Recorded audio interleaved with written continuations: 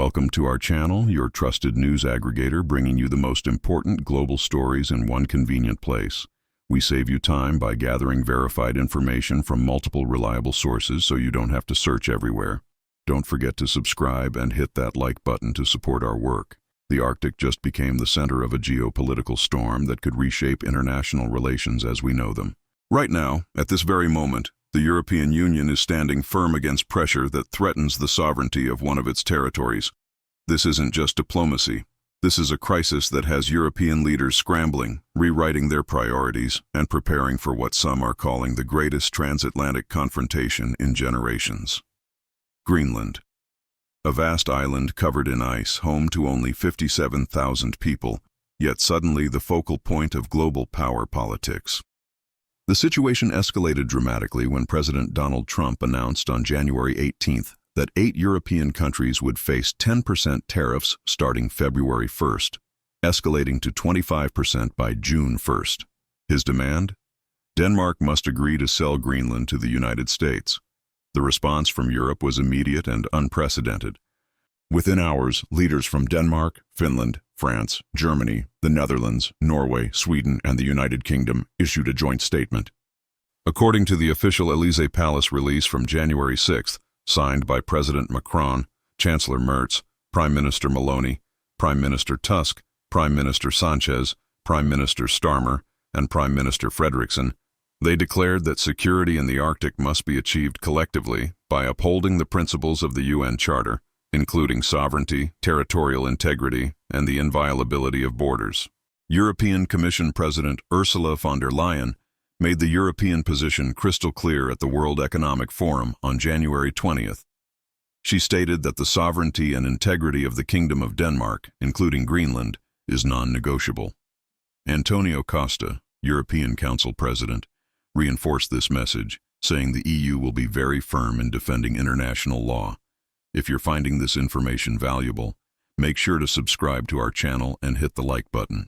We're committed to bringing you verified news from trusted sources, all in one place. But the European Union isn't just issuing statements. According to the Financial Times reporting from January 18th, the bloc is preparing substantial retaliatory measures. EU capitals are considering imposing tariffs worth 93 billion euros on American goods. Even more significantly, European officials are discussing activation of the anti-coercion instrument, commonly referred to as the trade bazooka. This mechanism, adopted in 2023 but never before used, would allow the EU to restrict U.S. suppliers' access to European markets, exclude American companies from public tenders, and impose export and import restrictions. The European Parliament itself unanimously condemned the threats. In their press release from January 13th, Parliament group leaders declared that any attempt to undermine the sovereignty and territorial integrity of Denmark and Greenland violates international law and the United Nations Charter. They reminded the world that in 1916 the United States itself declared that Denmark had full sovereignty over Greenland. Here's what makes this situation even more dramatic. European leaders who traveled to the World Economic Forum in Davos literally tore up their prepared materials on Ukraine to focus instead on Greenland.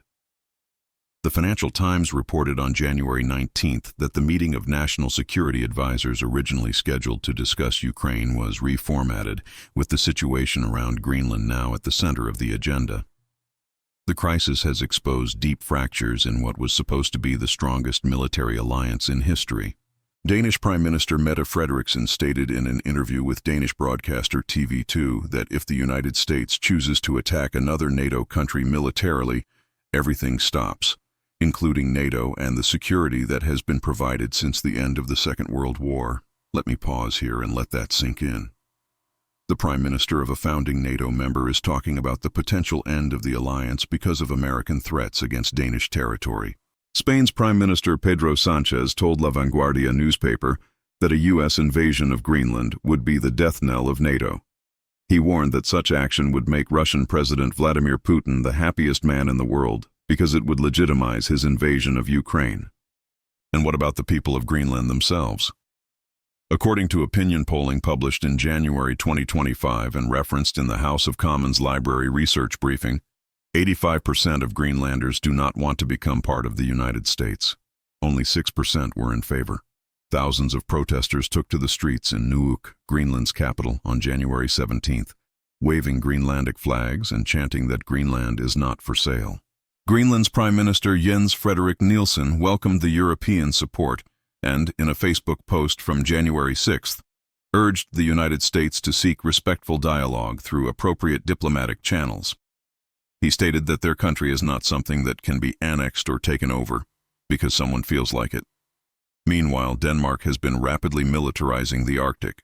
On January 27, 2025, the governments in the Danish realm agreed to the first agreement on the Arctic and North Atlantic, investing approximately 1.96 billion euros to improve surveillance, assert sovereignty, and strengthen intelligence cooperation.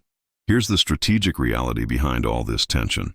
According to the European Parliamentary Research Service briefing from January 2025, Greenland sits at a critical geographical choke point. The GEOC gap allows NATO to monitor and regulate maritime traffic between the Atlantic Ocean and the Arctic. Controlling this strategic transit route is essential for detecting and deterring possible underwater and subsurface threats. Make sure you're subscribed and have notifications turned on, because this story is developing rapidly and will keep you updated with verified information from reliable sources. Greenland also contains extraordinary mineral wealth. A 2023 report by the Geological Survey of Denmark and Greenland found that the island has 25 of the 34 critical minerals identified in the EU's official list. These include rare earth elements essential for modern technology, defense systems, and the transition to renewable energy. What happens next? European Council President Antonio Costa announced an extraordinary meeting of the European Council for Thursday evening, January 23rd, according to reporting from the Irish Times. EU leaders attending the World Economic Forum in Davos will cut their visits short to return to Brussels for emergency consultations. The situation has been described by academics and commentators as a form of hybrid warfare. The official Danish threat assessment, published by the Danish Defense Intelligence Service in 2025, for the first time, mentioned the United States as a threat to national security, alongside Russia and China. European solidarity is being tested like never before, as highlighted in the Verfassungsblog blog analysis from January 2026. Greenlanders are Union citizens by virtue of being Danish citizens. This means that any threat to Greenland is not just a threat to Denmark, but potentially a threat to European Union citizens and territory. If you appreciate our work aggregating these important stories from verified sources and presenting them clearly, please hit that subscribe button and give us a like.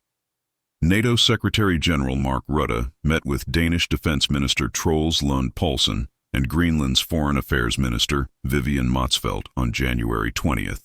They discussed the possibility of establishing a NATO mission in Greenland and the Arctic. British Prime Minister Keir Starmer spoke with Trump on January 18th and told him that applying tariffs on allies for pursuing the collective security of NATO allies is completely wrong. French President Emmanuel Macron declared that no intimidation or threat will influence France, neither in Ukraine nor in Greenland nor anywhere else. The United States already maintains a military presence in Greenland through the Greenland Defense Agreement, signed in 1951, which explicitly recognized Danish sovereignty.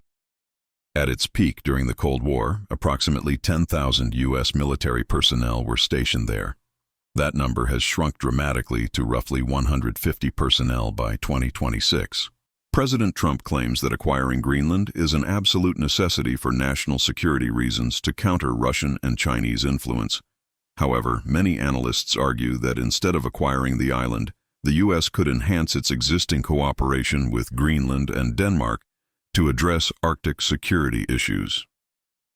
What makes this situation unprecedented is the speed and unanimity of the European response. Trump's announcement triggered immediate emergency meetings, joint statements from major European powers, and preparation of significant economic countermeasures. The fundamental principle at stake is clear. As stated in the joint statement from January 17th by European Council President Costa and Commission President von der Leyen, territorial integrity and sovereignty are fundamental principles of international law essential for Europe and the international community. Greenland belongs to its people. That phrase, repeated by European leaders from Macron to Starmer to Frederiksen, encapsulates the European position. It is for Denmark and Greenland, and them only, to decide on matters concerning Denmark and Greenland. Before we wrap up, please take a moment to subscribe and like this video. We're dedicated to bringing you comprehensive, verified news coverage that saves you time. The coming days will be crucial. The February 1st deadline for the first round of tariffs is approaching rapidly. European leaders are calling for dialogue while simultaneously preparing their economic defenses. The extraordinary European Council meeting on January 23rd could determine whether this crisis escalates into a full-scale trade war or whether diplomatic channels can find a resolution. What we're witnessing is potentially a fundamental shift in transatlantic relations. The post-World War II security architecture built on NATO is being stress-tested in ways that seemed unimaginable just months ago. One thing is certain: the European Union has drawn a line. The sovereignty of Denmark and Greenland is, in their words, non-negotiable. Whether the United States chooses to respect that line or cross it will determine the future of the transatlantic alliance and potentially reshape the entire global order. This is a developing story, and we'll continue bringing you verified updates from reliable sources as events unfold. Thank you for watching our news aggregator channel. Remember to subscribe, hit that like button, and turn on notifications so you never miss critical news that affects our world. Stay informed, stay engaged, and we'll see you in the next update.